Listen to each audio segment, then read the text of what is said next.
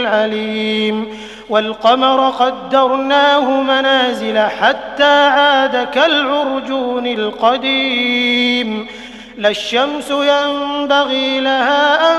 تدرك القمر ولا الليل سابق النهار وكل في فلك يسبحون وآية لهم أنا حملنا ذريتهم في الفلك المشحون وخلقنا لهم من مثله ما يركبون وإن نشأ نغرقهم فلا صريخ لهم ولا هم ينقذون إلا رحمة منا ومتاعا إلى حين وإذا قيل لهم اتقوا ما بين أيديكم وما خلفكم لعلكم ترحمون